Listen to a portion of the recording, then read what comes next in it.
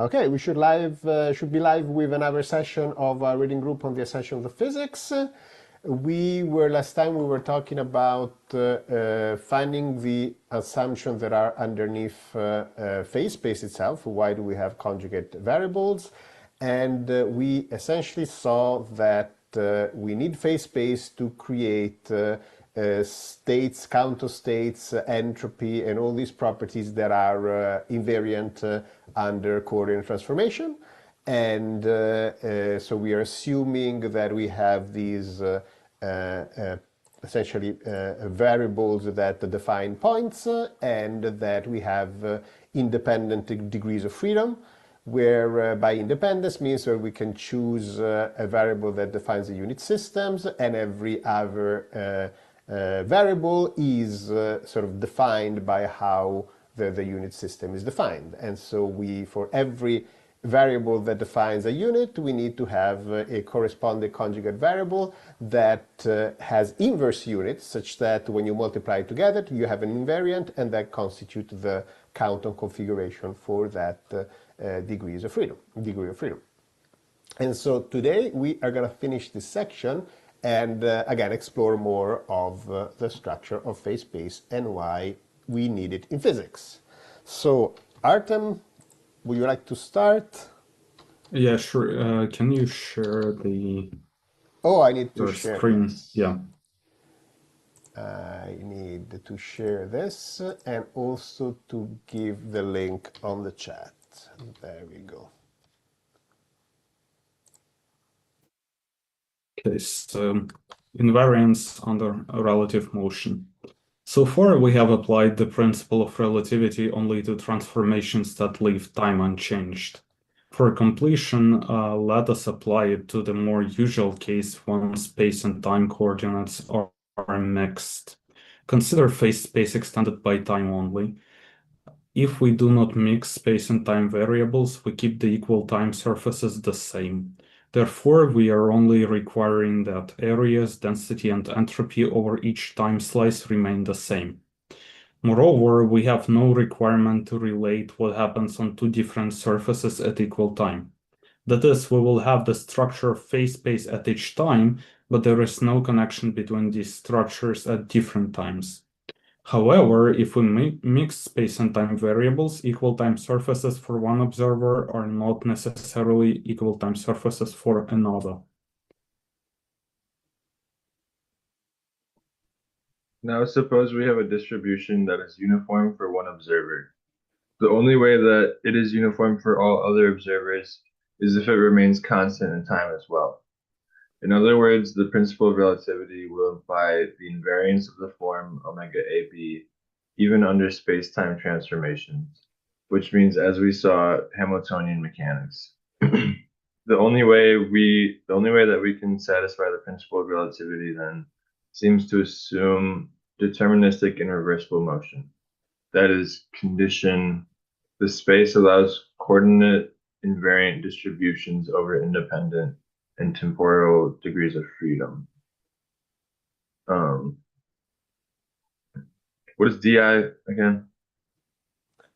I think it's determinist and independence. Okay. So deterministic and independent invariant. And then this is equivalent to DI symplectic and is therefore equivalent to Hamiltonian mechanics.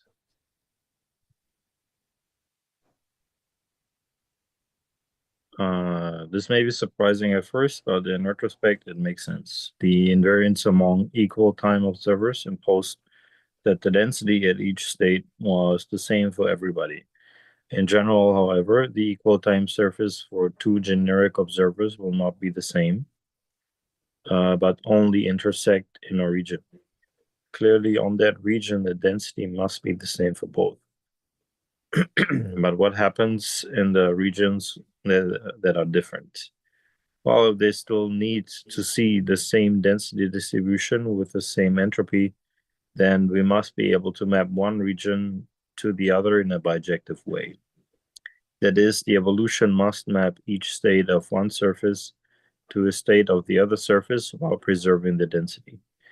But this is exactly what deterministic and reversible evolution does.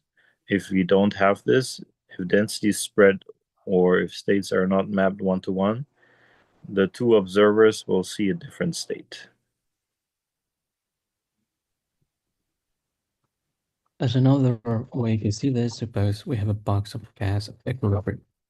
Now suppose that at time t0, we start heating it very slowly, such that we can assume the gas is in equilibrium at each time. The system then will increase its entropy.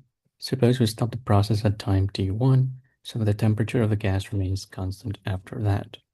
Now the equal time surface of an observer boosted with respect to the gas will cross the original frame at different times, and therefore we'll see the gas at different temperatures in different places at the same time. The moving observer will see a system out of equilibrium.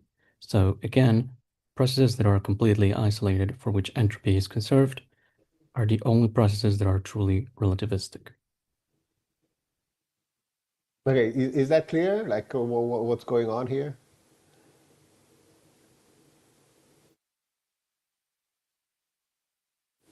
Right, so basically whether the only way to make sure that we have let's say a symplectic form, a definition of entropy, counter state, and so on, that is relativistic, right? That when you go and do actual boosts, that thing is preserved, is having deterministic and reversible evolution, because that's the type of evolution that preserves the symplectic form, the counter states, and the entropy. So whenever you are assuming that you can make this covariant transformation, there is an implicit assumption that there is at least some type of background that you can use that is deterministic and reversible to be able to define the system in the same way as it goes back and forth in time. This is really surprising, because so I'm now struggling to see like how there can be like any kind of indeterminism that doesn't that is fundamental in a way. So yeah, I like there are some bits of this that it's unclear to me. This is the kind of the fun thing of doing reverse physics, is that you make these equivalences and the equivalence is right there in front of you, and then you have to like essentially deal with it and figure out what it means. And what I think it means is that if you imagine that you are creating your, your reference system, your system of rods and clocks and all of that, at least that part has to be done in a way that you can map things one-to-one and done in a nice way. Then on top of that sort of definition of what remains equal, you can define things that are non-deterministic, that spreads out, that do all sort of things. But if you don't have a way to relate sort of the points of space and time in some kind of known way back and forth, you are like you have a fundamental problem, because then how can you define if something is non-deterministic if you don't have at least a definition of what determining should look like? And there are, if you do general relativity, there are a lot of issues of defining statistical quantities and thermodynamics and all of that in the context of general relativity. It's like it's a hard problem. And I think this is telling you why.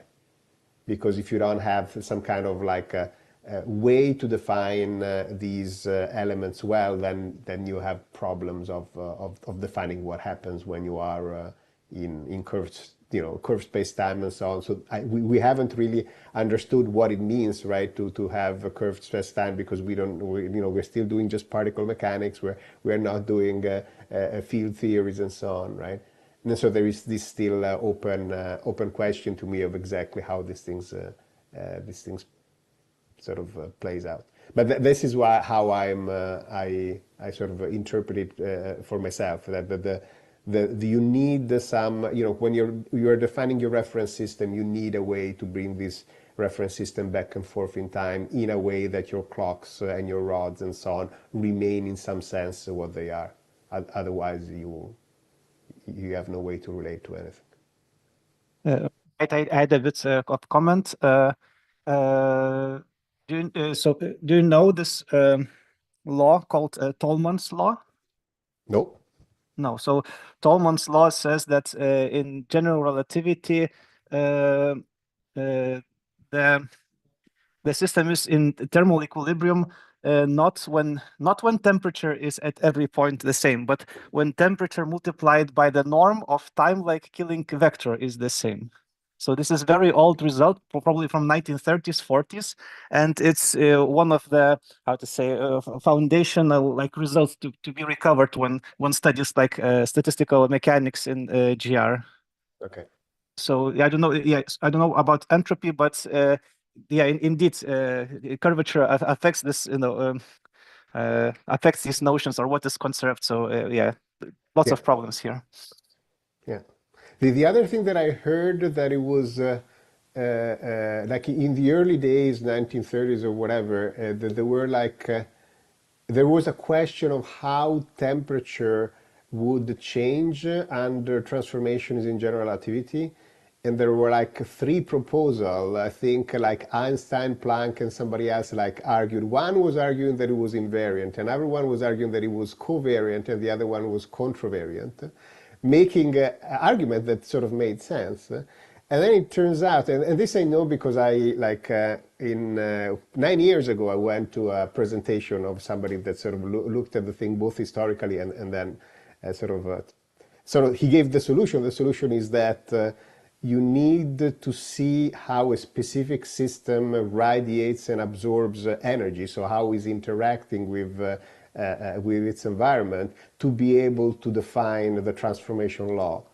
What is always true is that if the system is at equilibrium, there is a local frame in which the system is at equilibrium. So in a local frame, there is the temperature defined, and you know that you can always boost to that local frame and know that there is a temperature defined there. But that doesn't tell you how the temperature is seen by the other, what is the temperature seen by the other observers, that you really have to see how you're interacting with the system and then define that. So, yeah. So the point is that even if this fact is surprising, that if you want to say, okay, I want to have an entropy definition that sort of makes sense with time transformation, then I must assume determinism and reversibility, and so a lot of things go with that. Like if you know about all these problems in general relativity, you say, okay, well, maybe this is not as surprising as one would think.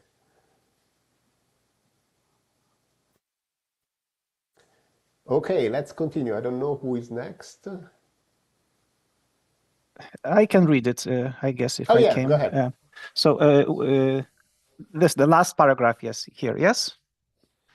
Yeah, I think this tells us. Okay, so this tells us that if we want to study a non-deterministic and or non-reversible process in a way that is frame independent, we need to be able to compare it to other processes that can be assumed to be deterministic and reversible. Sorry, it is only by comparing the two that we are going to be able to ascertain precisely by how much the first one fails to be deterministic or reversible. Suppose, in fact, that we want to construct a coordinate system to study our non-deterministic and non-reversible process. Operationally, this means devising a system of rods and clocks so that we can correlate the quantities measured with our spatial and time references. Therefore, we need some guarantee that as time evolves, the spatial and temporal references will have set spatial and temporal relationships.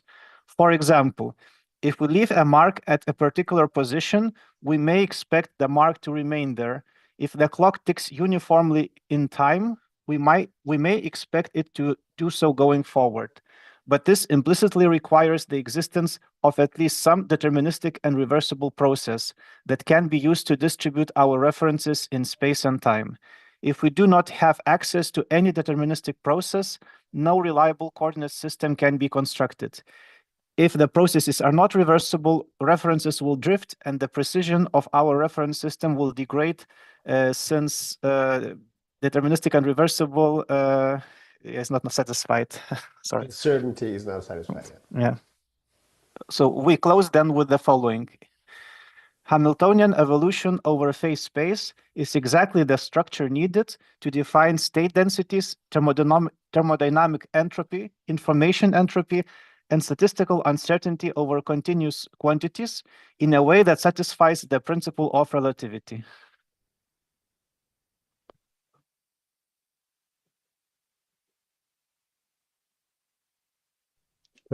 Gauge transformations. Throughout all this work, we have seen that position qi and momentum pi are the true state variables. They allow us to identify states uniquely in all circumstances, properly count them, and define densities that are invariant under coordinate changes and are defined at a particular instant in time. On the other hand, kinematic variables xi and vi identify states only under kinematic equivalence. They properly count states and define densities only in Cartesian inertial frames for systems subject to no forces, and velocity is technically defined over two infinitesimally close instants in time. Yet, under assumption of kinematic equivalence, the information content of the two sets of variables are the same. Moreover, position and velocity are the variables that are more directly linked to experimentation. While we can measure velocity and kinetic momentum directly, conjugate momentum is not a direct observable. We now pose the question, if velocity is the variable we actually measure, is conjugate momentum even uniquely defined? That is it possible to change momentum in a way that leaves velocity and therefore the trajectory is unchanged? Since the position does not change, the new state variables can be written as q p hat, where the new conjugate momentum p hat I is a function of qj and the original momentum is a function of the old variables. We want the new variables to be conjugate, and therefore the following relationships in terms of Poisson brackets must hold.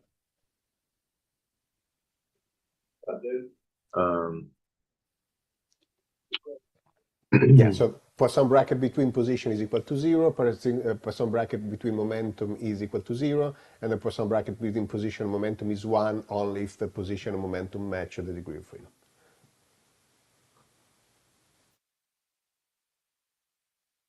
Yeah, do you want to just say I'll go ahead. So then what you basically do is use this condition, right? So you know that this has to remain the same, and so you just express, well, you take the definition of the Poisson bracket, so you have the derivatives of the q's and the new p's with respect to the derivative of the q's and the old p's.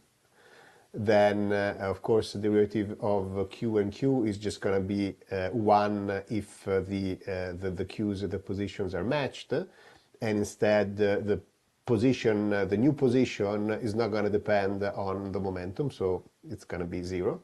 So this part goes out, and you simply have the derivative of the new momentum with respect to the old momentum, and here then you have a delta Kronecker. And so you basically have that the partial derivative with the new momentum with respect to the old momentum has to be the identity. So now you integrate this, you just have that the old momentum is equal to the new momentum is equal to the old momentum plus an arbitrary function of position. Right?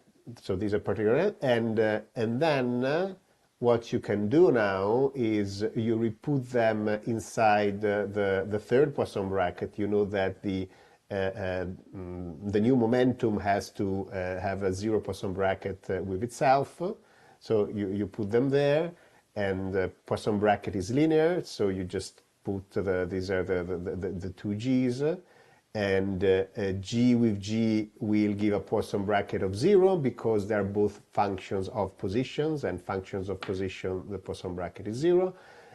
Same thing here, momentum and momentum, you're going to have a 0 Poisson bracket, so you have just these two things. And since these are just functions of position themselves, then the Poisson bracket just reduces as the derivative of the G with respect to the position. And so then you basically have a curve, right? This is the exterior derivative of the two things. And now this has to be 0. So if now J is a curve-free field, a closed form, whatever you want to call it, it will emit a scalar potential.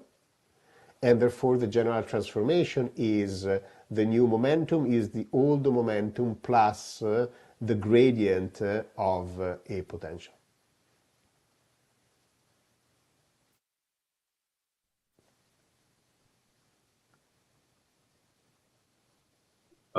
So to conclude, in other words, conjugate momentum is defined up to a gauge in the same way that electromagnetic potential is defined up to a gauge. And in fact, these are essentially the same gauges. Okay, so basically, like we can always understand gauges as you keep the trajectory the same, right? But you're changing the conjugate momentum. So the velocity remains the same, the position remains the same, you're changing conjugate momentum, and so therefore also the equation of motion in kinematic variable will be the same, but you're redefining momentum in a way that doesn't matter because what you measure is really the velocity.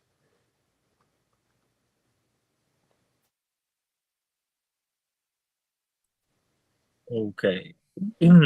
Recall the expression for velocity, which is linear in, I guess, kinetic momentum. So kinetic momentum plus some apart QA. In the for velocity U alpha and metric tensor G alpha beta, if the for velocity U alpha and the metric tensor G alpha beta are gauge independent, and the electromagnetic for potential A beta is gauge dependent, then it must be that conjugate momentum P beta must be gauge dependent in exactly the opposite way, such that their difference is gauge independent. As another way to see this, suppose we have a charged particle in a field-free region. In an inertial frame, we would write P is just the usual kinetic momentum, I guess.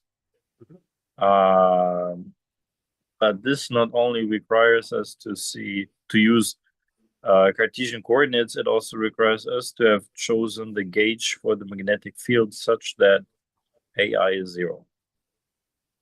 Choosing a gauge for momentum then is the same as choosing a gauge for the magnetic field.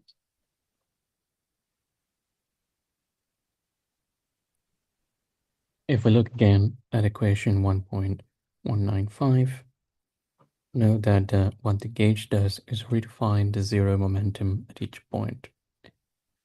The G field represents the new value of the old 0. The new zeros must form a curl-free field because the new conjugate momenta still need to form independent degrees of freedom. Recall that when recovering phase space in equation 1.183, we saw that change of units of position left unspecified a potential change for 0 momentum. The gauge freedom is exactly that change. So let's go back to that equation, right? We were defining, when we have a change of momentum, we were defining, let's see if I can find it well. Yes, basically this. This is, we were changing the unit, so this derivative would be different, right? So we have the old momentum, and this was the new momentum. And then we said these are arbitrary functions that we could change to change the momentum while we're defining, while we're changing the units. And these were arbitrary functions. And then we can basically said, well, we can set those to zero because there is no need. Like, it would be just redefining where the zero of momentum is, because this is a linear transformation, and we can just take it to that to be zero. So effectively, a gauge transformation is a redefinition of your zero for the conjugate momentum. And this state transformation is, in quantum mechanics, becomes the zero for the phases. Like, it's the same transformation that you would have there. So you know that in quantum mechanics you define your space up to a phase, right? A global phase you can always redefine, right? So for every element of your Hilbert space, like for every element of the base, you are effectively choosing an arbitrary phase. That choice of arbitrary phase is the same choice of this. It's this arbitrary choice of the zero for the momentum. So all these things are connected.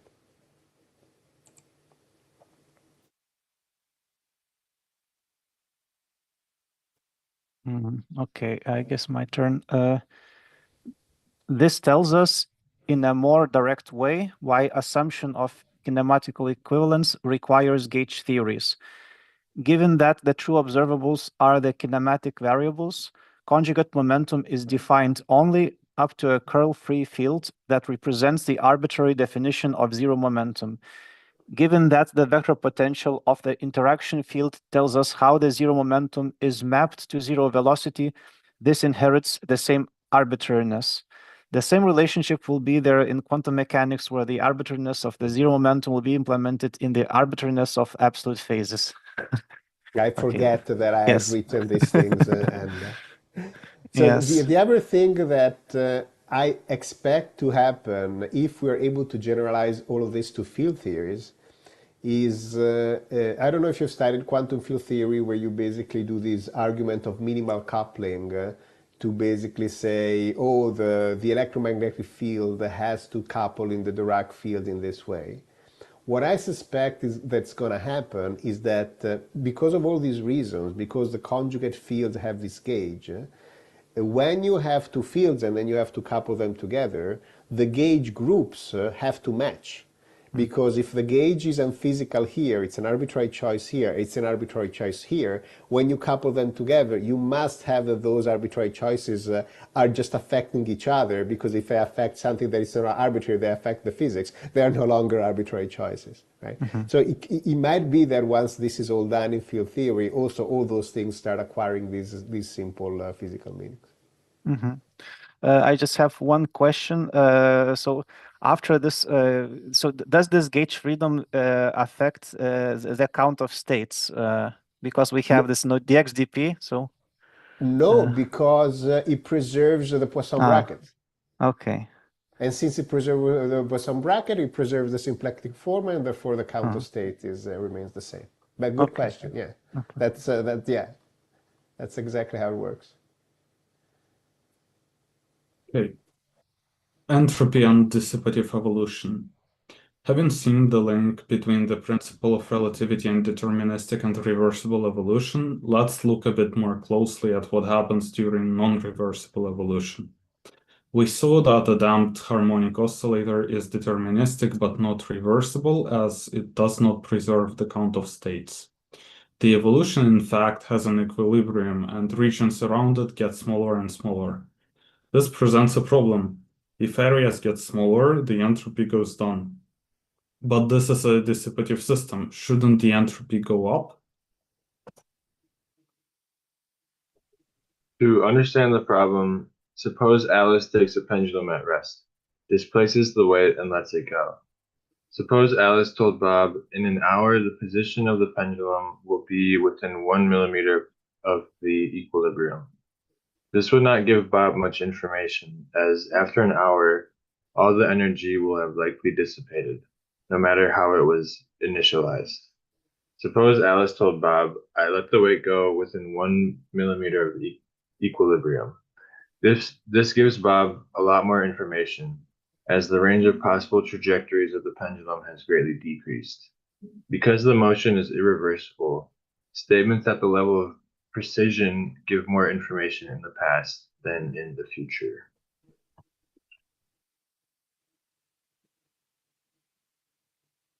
In terms of information, then, the difference is whether we are asking about how much we know about the position and momentum at a specific time, or how much we know about the system in terms of its overall evolution. If the system satisfies determinism and reversibility, the two are the same. If it doesn't, we have a problem. Intuitively, we would want the state of the system to always provide the same amount of information about the system, but under non-deterministic or non-reversible evolution, this does not work. The amount of information changes in time, and for a boosted observer, it will also change in space and momentum. This brings to light a fundamental problem when defining states and systems. It would seem that such definition can only be given if, at least in some cases, the system can be studied under deterministic and reversible motion. Well, the notion of state starts being problematic. The notion of evolution, however, is automatically invariant. A damped harmonic oscillator may not satisfy determinism and reversibility, but it does satisfy kinematic equivalence, which means that each state at a particular time will correspond to a particular trajectory, and given a region of phase space at a particular time, we will be able to quantify the flow of evolutions through that region. As time goes on, the evolutions become more concentrated, and therefore it is more difficult to tell them apart with measurements of the same precision. This is the indication that the system is not reversible. The proper indicator of irreversibility then is not the number of states within the region, but the number of evolutions over the region of phase space. This will increase for dissipative systems around the equilibria and will remain unchanged over reversible evolution. Note that the flow of evolutions through a surface was exactly the geometric interpretation we found for the principle of stationary action. In the extended phase space, the symplectic form could be understood as quantifying the flow of the displacement field instead of the count of states. Again, this seems to be hinting that the true nature of entropy is not the count of states, but the count of evolutions. We will explore these ideas when applying reverse physics to thermodynamics and statistical mechanics.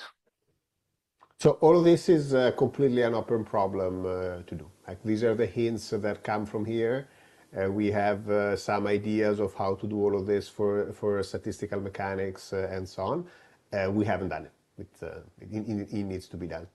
But there is this delicate thing that when you have non-deterministic or non-reversible systems, you have to be careful of what is it that you are actually looking, like count of states, count of evolution, and so on. There's and information entropy and so on. They become tricky. Like you have to be careful.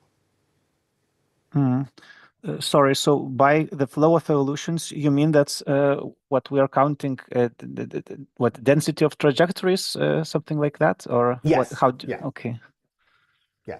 So you basically would need to basically say that whenever, like, it's a little bit like it works for stochastic processes. The sample space of a stochastic process is a full evolution of the system, which is also typically thought to be continuous. And then you have sets of evolution, right? And you give a measure on that. Like if I take this set of possible evolutions, I have 50% of being in one of these evolution, or 20% of being in one evolution, and so on. So even when you have a random variable at a particular time t, right, that's going to give you a set of values at time t, and then you look for all the evolutions that pass at that time with that value of the variable.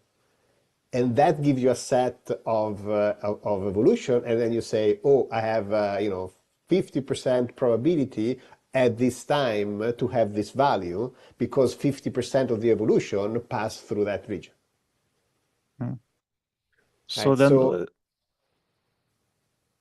so- sorry. So then, with the count of states, like if now we say that flow of evolutions is like I don't know, more fundamental, or like what is preserved, then this count of states is what? It's like some scale factor, like some just rescaling. What does it do then? So if the evolution is deterministic and reversible, that's exactly when you can say, oh, this region at time t corresponds to this region at time t plus delta t and so on, right? And so the whole argument is like you need to be able, if you want to define a system, to at least have a process for which you can map these things, right? Because if I have a system that I can never have deterministic and reversible, so that whenever I make I put the system through a process, right? These area keep contracting, becoming bigger and smaller and so on. And you can't basically say, okay, I'm always in this region because you're always moving around. Or you can't say, oh, this count of states is the same as this count of states. Then I don't see, and maybe I'm wrong, but I don't see a way that you can define what the states are and how you count them and how you define an entropy and so on. So maybe if you have another system that and then you move things back and forth, maybe, I don't know, but there seems to be something fundamental to me for which you need to be able to make this identification. Okay, the system is always the same in time. I always have these states, and I am able to say that these many states here corresponds to these many states here, and so on. Okay, so it would be just what is it?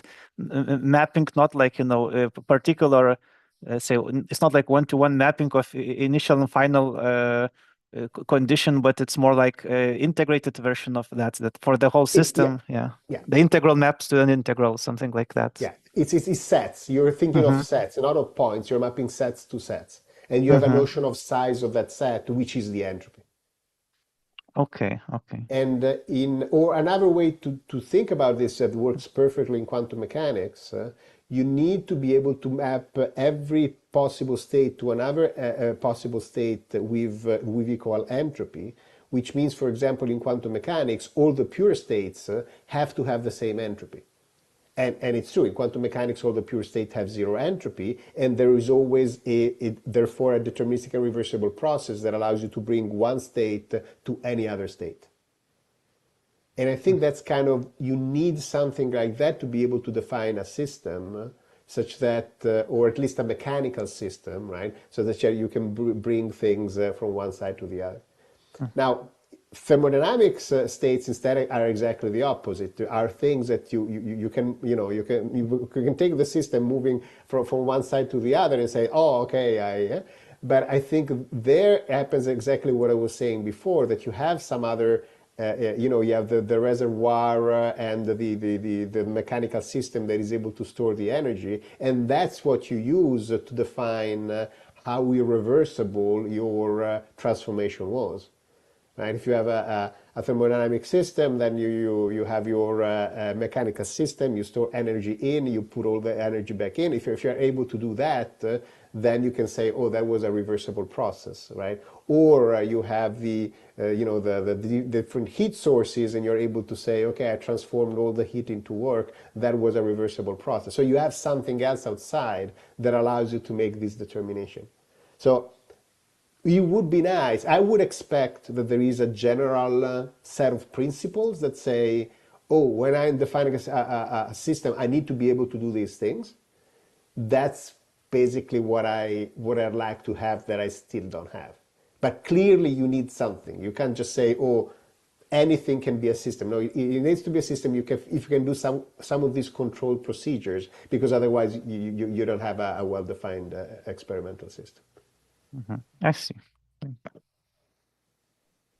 So would it be fair to say that determinism and reversibility, or any related notion, is kind of relative to some system, which might be our measurement system?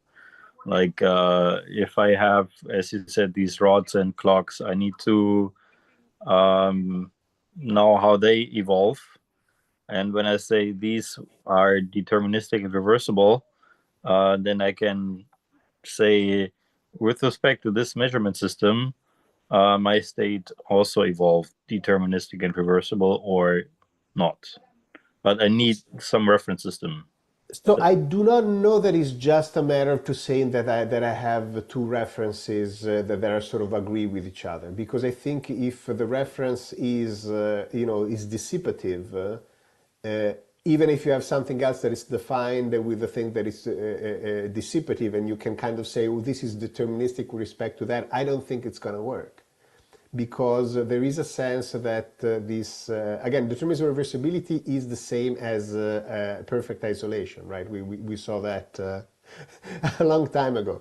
And perfect isolation does not seem to be a relative thing. It's not that you are isolated with respect to other things. It's not, you are perfectly isolated. The state of the system depends and only depends on the system itself. It does not depend on other things. So I think that it's more than I have two systems and I put them in relation. I'm able to say this system does not depend on anything else. So I defined the relationship between that system and everything else. Okay. So it feels more absolute to me than relative. I mean, it's irrelative to everything, so you can say that it's still relative, but it's not relative to one thing, it's relative to everything else. Yeah.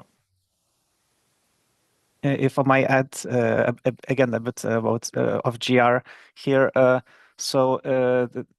there's of course the question of time and whether the time is relative between the various observers, and whether you can even define something like a global time. So in general, it is not true, but for some conditions, there is this notion of time function. I think it's developed by Hawking, Geroch and Hawking, and it basically tells you in which cases, like what are the conditions on geometry that allow you to, let's say, define something like a global time, which would be time like gradient of some scalar function, and that time might not be any time for any physical system, but it would be like as close as we can get to absolute time. But there are conditions on that. There is some, volume measurements. It's a bit involved. It's about all this, topology and Lorentzian manifolds. So I will not go much into that. But there is this argument as well. So I wonder if this could mix, if this could be involved here, because it's about causality, and causality means that we track, how system evolves, kind of. I would also think that, causality is, again, like isolation is like the opposite of causality, right? Like isolation is, I know that for everything up and everything down, there is no, So yeah, I would think that there are links between all these things. Okay. And again, it's funny to see how if you really go and dig for like simple classical mechanics, like you don't have you don't have all the structure that you have in relativity and so on. And we even didn't discuss the statistical mechanics, but you still see that these definitional problems arise anyway if you go and look closely. And it's, again, one of the things that I think that we don't do enough in the foundation of physics is to really think about these definitional problems. Because I think, like, how do I define a system? What is a system? What are the... Because I think that those, at the end of the day, are all these, wobbly things that we have in all the different theories. I think it's always the same problem. We haven't defined exactly what is it that we need.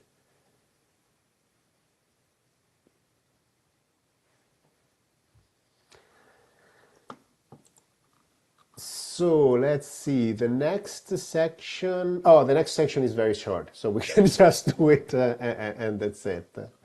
I haven't done the Newtonian mechanics so much. So if there are no more questions, we can just go through this very quickly and call it a day. Reverse Newtonian mechanics. In this section, we return to Newtonian mechanics and see that assumption of kinematic equivalence is the only assumption that characterizes Newtonian mechanics. Inertia and forces. We have seen that all systems that satisfy assumptions of determinism and reversibility, independence of degrees of freedom, and kinematic equivalence are Lagrangian systems, and therefore Newtonian, given that the acceleration is a function of position and velocity. We also saw that some dissipative systems, like a particle under friction, do not satisfy determinism and reversibility, though are Newtonian systems. So now the question is whether independence of degrees of freedom and kinematic equivalence by themselves are enough to characterize Newtonian mechanics. The first task is to verify that all Newtonian systems satisfy the assumptions. The second law, F equals ma, in inertial frames, makes a link between the dynamics, the force, and the kinematics, the acceleration. Moreover, the force is specified through kinematic variables, which makes it clear that the kinematics is enough to reconstruct the dynamics. Therefore, assumption kinematic equivalence is satisfied somewhat trivially because Newtonian systems specify both kinematics and dynamics. Translating the dynamics from forces and masses into energy and conjugate momentum is complicated by the fact that there is no single way to decompose the total force into a conservative and non-conservative part. However, we can always set conjugate momentum equal to kinetic momentum in a Cartesian inertial frame.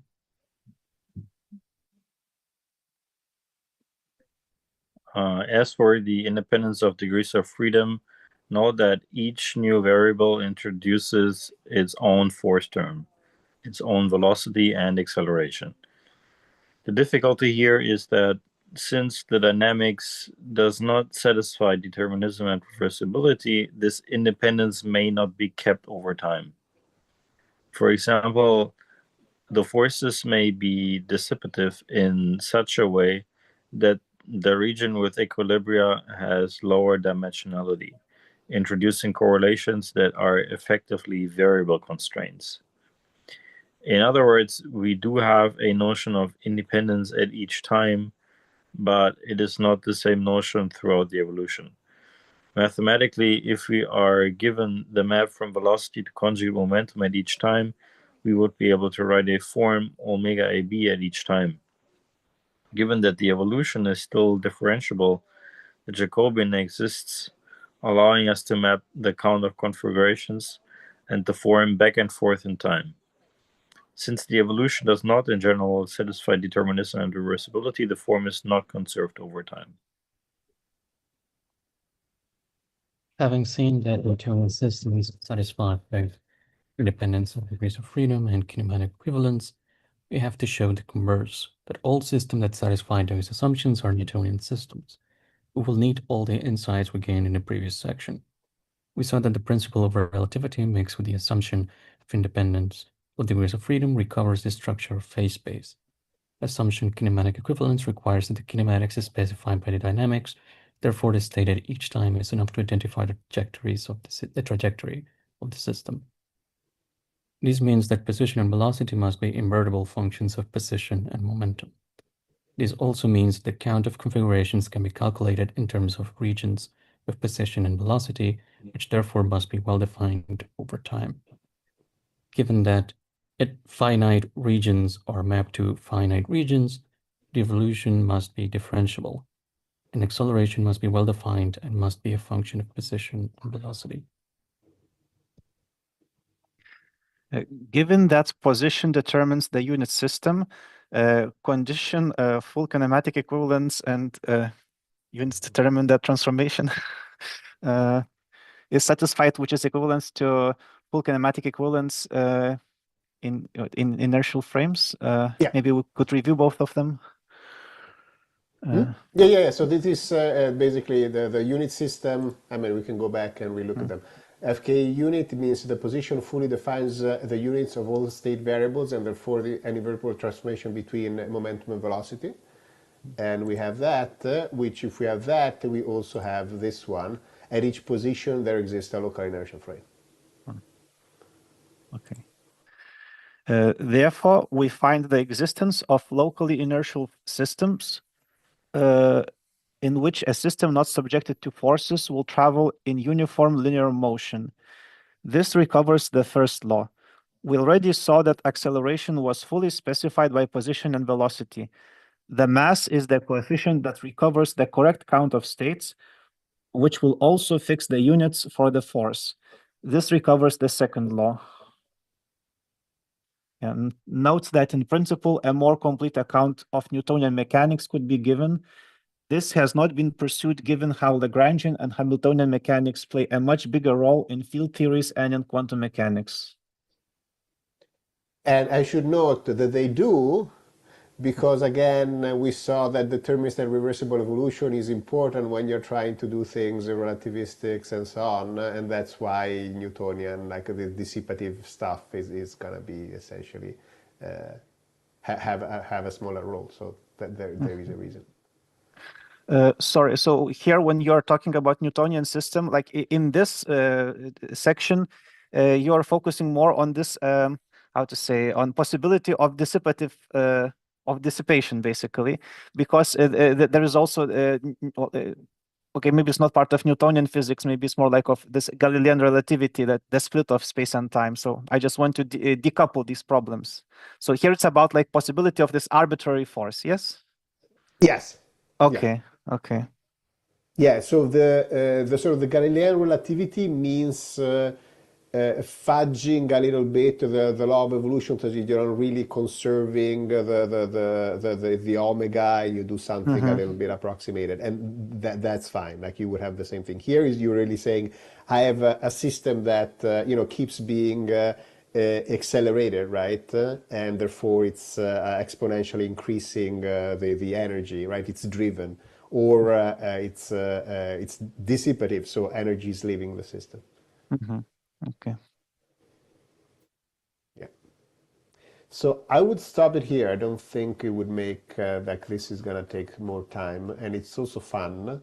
So next time we look at directional degree of freedom, and there is the argument of why physical space has to be three-dimensional, because that's the only thing where you can put a directional degree of freedom. So that's going to be fun and interesting. Are there any other questions and comments? The chat has been very quiet. We don't have very many concurrent viewers, but there has been one that has been steadily. So anyway, if there are questions, I'll open it up for question. Otherwise, we cut it early.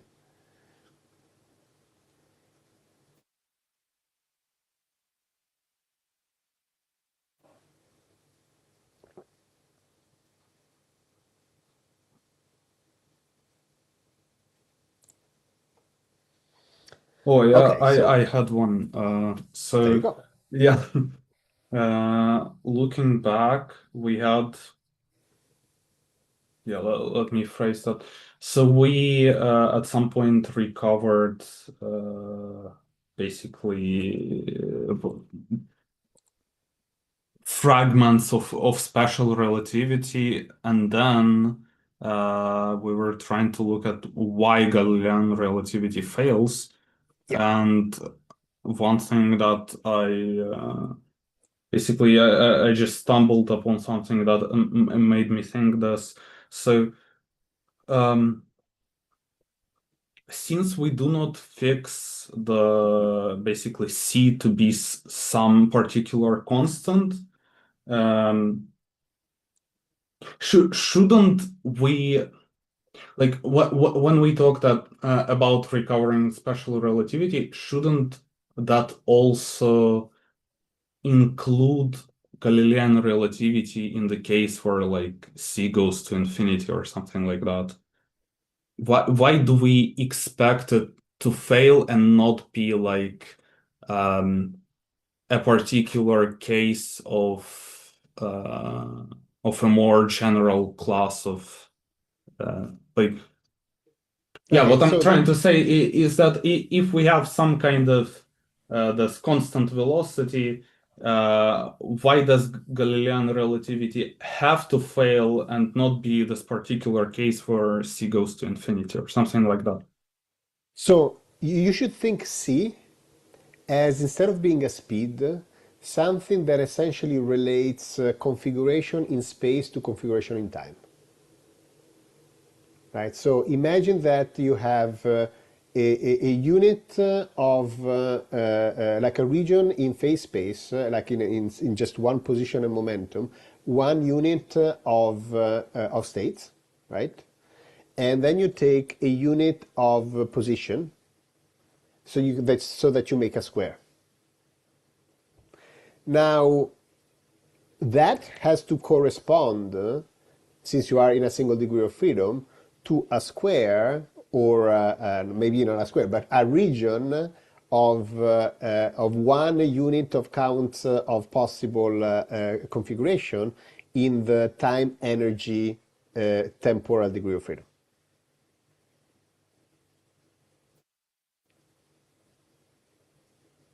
Right? Because if I'm in a single degree of freedom, I can chart position and momentum. I can chart phase space either with position and momentum or with time and energy. It's going to be the same thing.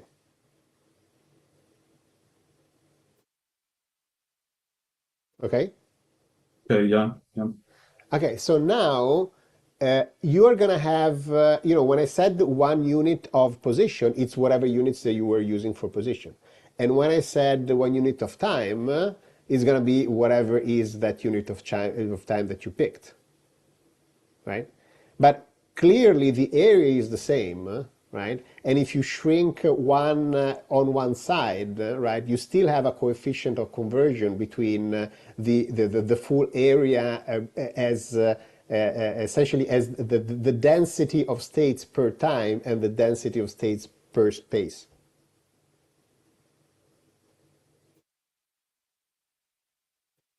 Right? So imagine that you have your square of position and momentum, right? As you shrink your space interval or you stretch it, the density of states per unit of space is going to increase or decrease. Right, because your little square will be either stretched or will become taller, and so for every interval you're going to have more elements. The same thing is going to happen with time as you change the temporal units. You're going to have more states or less states depending on that. Now there is going to be a proportion on which those two things are going to be the same. Like you pick a unit of t and you pick a unit of q, and now you're going to have the same density. So you have a way to relate the length of time with the length of space based on the density of configuration that you're going to have in that particular interval. So basically, are you saying that like this basically conversion factor has to be finite, because if it's infinite we lose this? Okay, Yeah. that's interesting. Okay, I see. Thank you. Right, and so when you have c equal to 1, it's like you matched the units of time and space to be such that you have the same exact density of states.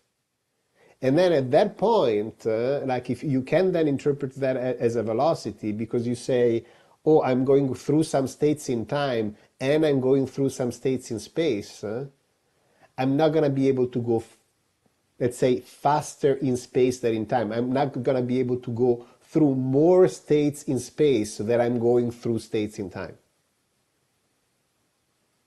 Right? I can go through less states in space because I know I'm staying at the same spatial position and I go forward in time. So I'm not going through, I'm not going through any configuration in space. I'm just going through configuration in time, right? But if you start going in space, you can go faster in space than in time.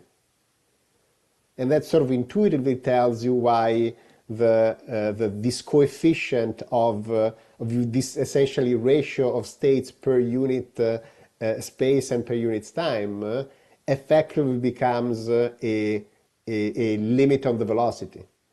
Because if you were going with a speed that is greater than c, you would be going through spatial configuration faster than time configurations, and that's not gonna work. Like you can think, if you think of the space as being discrete, that's very easy to see, right? You know, at every time step you can move, you're gonna move one position forward in time, and you can either stay where you are or move one position to the left or one position to the right. You're not gonna be able to jump two positions, right? And so if you have discrete, you can see that you know, you're continuous. You're only going to the next space. You see that you can't jump further. The same basically, it's what happens with in the continuum. I don't know if it makes sense. That's interesting. Is that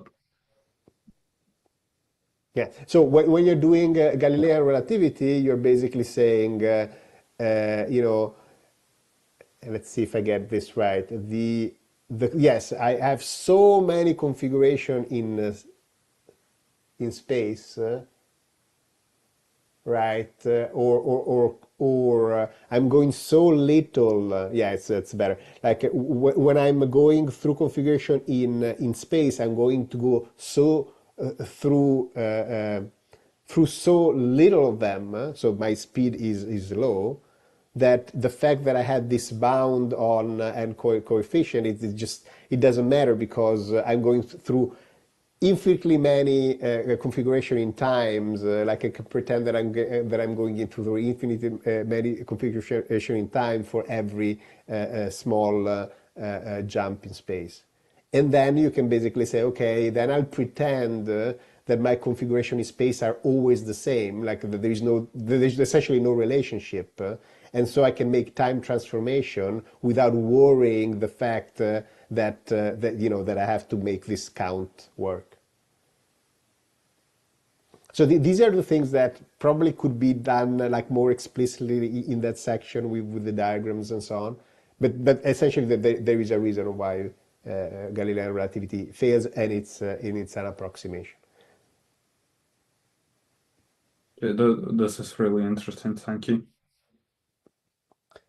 And there is a question. I was reading last week about deriving special relativity from just boundedness of maps in Galilean relativity. Nothing but relativity redux. Okay, I'll have a look at that. Thanks. Let's see if I can get idea. That's good. And hi, Luis. Okay, so we did the hour, and we'll just stop here then.